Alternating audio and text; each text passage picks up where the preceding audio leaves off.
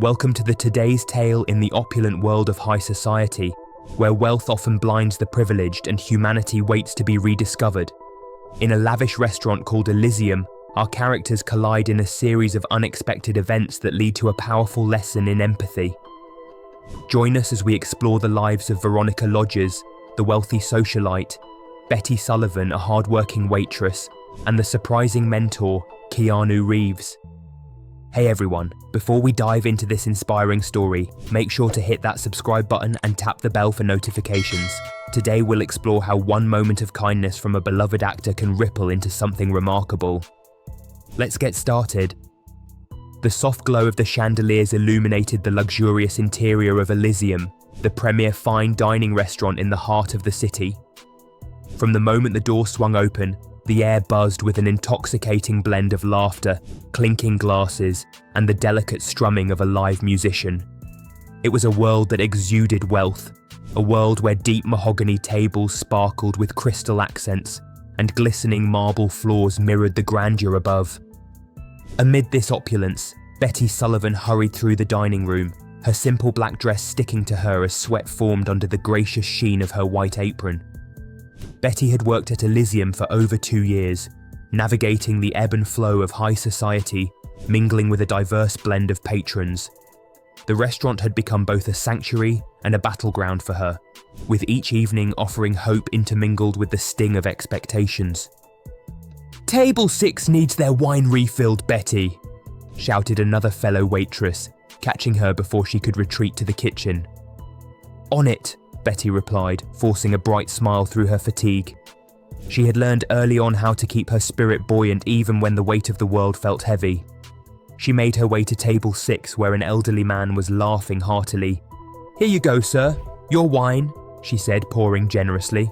"How's everything tonight?" "Just delightful, dear," the gentleman said, eyes sparkling with joy. "The service here has always been exceptional." The compliment momentarily lifted Betty's spirits, allowing her to forget the mounting pressure from the tables filled with more demanding patrons.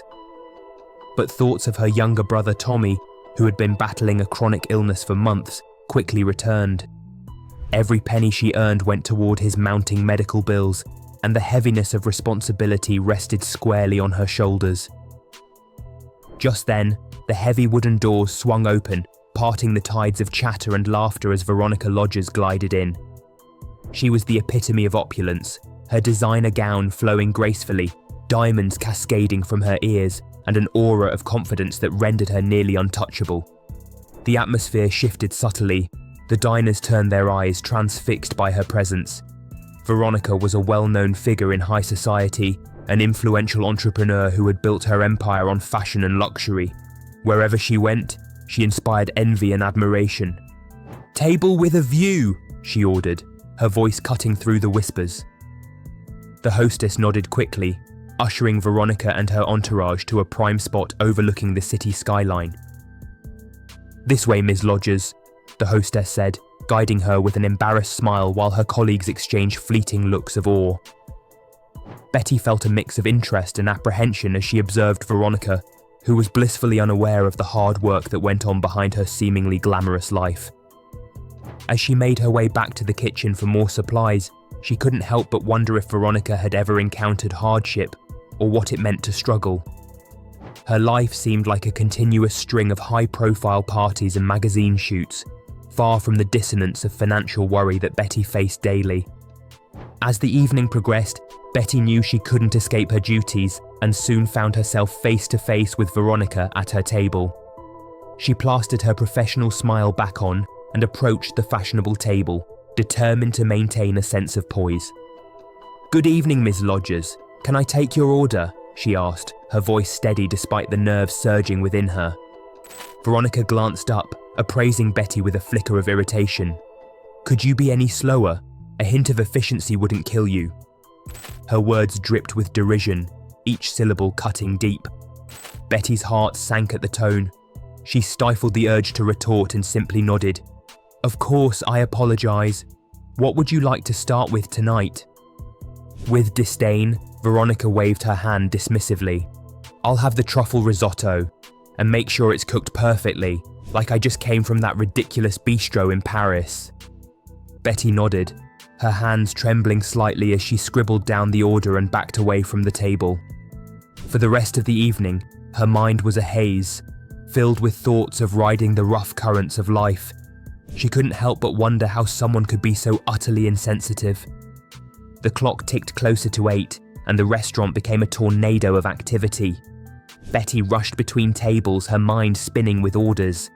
Just before dessert, chaos erupted when a fellow waiter stumbled as he rushed to deliver an order. A glass of red wine toppled, spilling over Veronica's pristine dress. Gasps radiated through the nearby tables, and Veronica erupted, a hurricane of indignation and fury. "What is wrong with you? This is unacceptable. Do you even know how much this dress costs?" Her words echoed in the room, striking the air like venomous darts. Betty's blood ran cold. She wanted to hide, to vanish from the scene, but that wasn't an option. "I'm so sorry, Ms. Lodgers. I'll take care of this right away," she called out, rushing to the kitchen for napkins, desperate to extinguish the fire of her wrath. Behind her, Veronica continued her tirade. "I demand a discount on my meal. I'm a valued customer. You just wait." Her tone was like a whip, cracking sharply through the evening chatter. Betty bit her lip. She needed to tread carefully. "Let me speak with the manager. We'll do everything we can to remedy the situation," she said, her heart racing as she turned to run to the back. As Betty approached the manager, her shoulders hunched in defeat, a shadow walked in front of her, blocking her path. It was Keanu Reeves, the beloved actor who had been quietly dining at Elysium that evening, blissfully unaware of the scene unfolding nearby. "Excuse me," he said, his eyes kind and honest. "I couldn't help but overhear. Is everything okay?" "Not really," Betty admitted, glancing past him at the table where Veronica still fumed. Keanu followed her gaze. "I'm unfamiliar with that level of outrage," he said thoughtfully, his calm demeanor soothing the turbulent air. "Perhaps this is a chance to teach kindness through an unfortunate accident?" Betty's voice dropped. How is one supposed to teach kindness to someone who seems so far removed from reality? "Well," Keanu replied, "we all have our moments. Let's see if we can help this evening." He turned to approach Veronica's table, standing tall and calm. He had an endearing smile, and as he made his way over, it felt as though the very air brightened around him. "Ms. Lodgers," he said gently, "I understand this has been an inconvenience for you. I sincerely empathize with your situation." Veronica looked up, surprise crossing her features as she caught sight of the Hollywood star. "Do you know who I am?" "Of course I do," Keanu replied, genuine kindness illuminating his expression. "But that doesn't mean I can't empathize with your situation." As they interacted, Betty watched from a distance, stunned. Veronica was visibly taken aback, her posture softening, the mask of superiority slipping away for a brief moment. "Let's take a step back, shall we?" Keanu suggested, his well-measured tone melting the sharp edge of Veronica's indignation. "I get that this situation must be frustrating, but perhaps we could all benefit from looking at it through a different lens."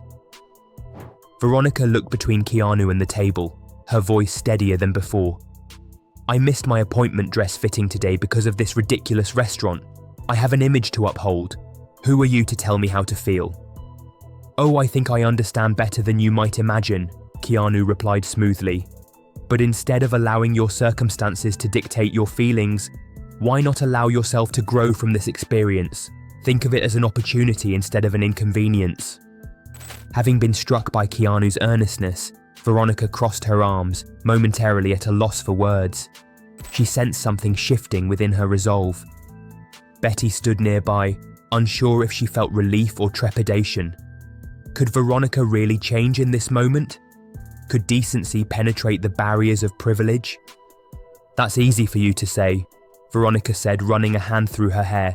"You don't understand. My world is built on reputation." "You're right. I can't relate directly to what you experience," Keanu replied. "But I know that empathy exists across all walks of life. I think we can find common ground here. Let's try to turn this into something positive." Betty's heart leaped. She was not alone on this battlefield.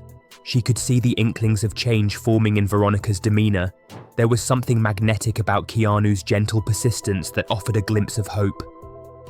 "This is all so ridiculous," Veronica finally exclaimed, her voice faltering. "I can't believe I'm fussing over a dress." Looking at the fine silk, she realized for the first time how small this moment truly was in the grand tapestry of life. "You're right. I've been so consumed by my world that I forget there are others working just as hard, often facing challenges I can't fathom." Betty listened, stunned. Was she really hearing this? She found her voice. "It's easy to lose sight of that, especially when you're under pressure. But remember that we're all human, and sometimes all we need is a little kindness to lift us back up." Veronica turned to Betty, her expression shifting from disdain to contemplation. "You're right, it was just a dress. I've been so focused on my status that I forgot there's more to life than appearances." Keanu smiled, sensing the moment had come full circle. "How about we turn this experience around? Tonight can serve as a reminder that life is richer when we choose compassion as our guiding star." Veronica nodded, finally taking a deep breath as she adjusted her posture. "I think that's a marvelous idea. How about we make a toast? A toast to kindness, whether it comes in the form of a truffled risotto or a spilled drink. Because if we don't laugh off the little blunders, what is the point of living?" Betty's heart swelled at the unexpected turn. She felt an unexplainable kinship blossoming between them. With a clinking sound, Keanu produced a glass of champagne from a nearby table. "To kindness, and perhaps to new beginnings," he declared, lifting his glass. Betty watched as Veronica raised her glass, her demeanor softened. "To kindness and humility," she exclaimed, clear determination reshaping her words. They drank, and with each sip, the walls between them began to dissolve, allowing space for camaraderie.